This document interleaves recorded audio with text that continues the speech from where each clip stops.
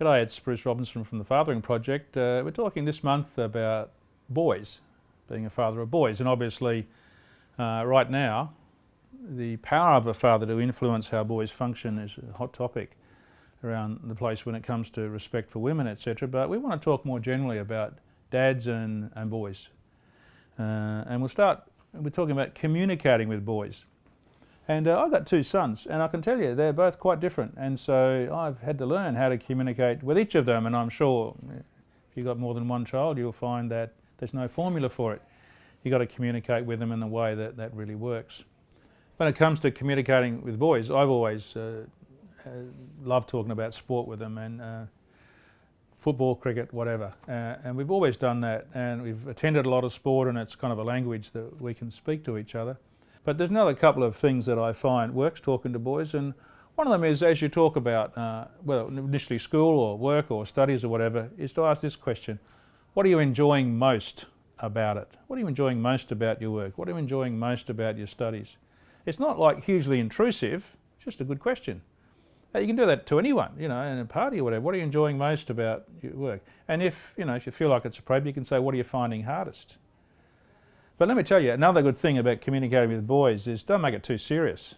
Like Fathering Project talks about a lot of things that are important, but you need to be able to laugh with them. And I remember learning this when my son turned 18. We went to a pub. He wanted to buy me a beer because he was now legally able to do that.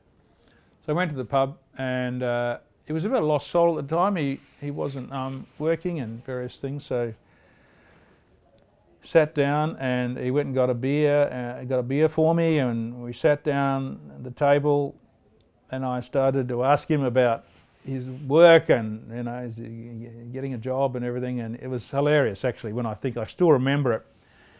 He put his beer on the table and he folded his arms and he said, "Now, Dad, I know you've written a few books on fathering, and I'm going to teach you something now, Dad. When we come to the pub, we have to come as mates. We laugh like all the blokes around us are laughing, telling stories. You're not here as my dad asking me about whether I'm working or not." And he smiled and picked up his beer, and I thought, beautiful.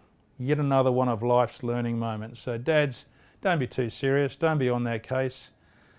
Talk about sport if you want to. Ask them what they're enjoying about their life, their music or whatever, and laugh with them. Doesn't always have to be serious. Now, Fathering Project has 4 specific tips about communicating with boys, which we'll give you now. The first tip is to build a comfort zone with them for communication, kind of a safe space for chatting. And it might be around breakfast or dinner, or watching sport, or driving to and from a sports game or whatever. It may be different activities, and next week we'll talk about other activities that you can do as a dad, but creating a safe space. The second tip is, dads, you're going to have to make the first move. Don't wait for your son to want to talk. And it may be a story or something else, but make the first move. But make sure they're comfortable, that you're not coming in with like a machine gun. But make the first move along the lines that we just talked about. The third point is, it's not an opportunity to preach. You've got to show them that you're listening. And we often talk about this at the Fathering Project because we're all bad listeners. Thousands of dads we've asked. 99% of dads will put their hand up and say, I am a bad listener. I want to fix their problems and I jump in and take over. We've just got to learn to listen. Part of listening is to empathise. And empathise is when they might have been dropped from the school footy team and you might say, gee, that was pretty tough. The final tip is to stay calm and don't get too angry, because getting angry doesn't work.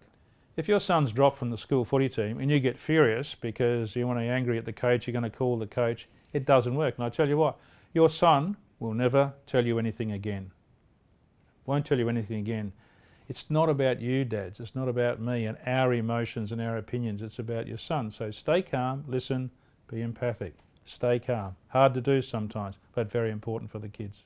So dads, I hope you found those few tips about how to communicate with your sons helpful. We'll talk more about other opportunities to communicate with them and other issues in the next few weeks. But I'll just finish with one other comment. One of the reasons that listening works and empathy works is we all want to be understood.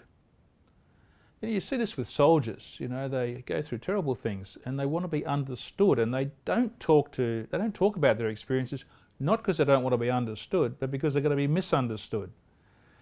If they get with other soldiers, they talk about their experiences. Police do the same. Come to a train wreck, a bus wreck, etc. They talk to each other because they want to be understood.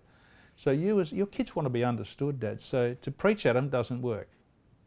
But to listen and empathise and say, hey, that must have been tough, mate. It's such a powerful thing that they are understood. So Dad's great chatting. We'll talk to you again next week.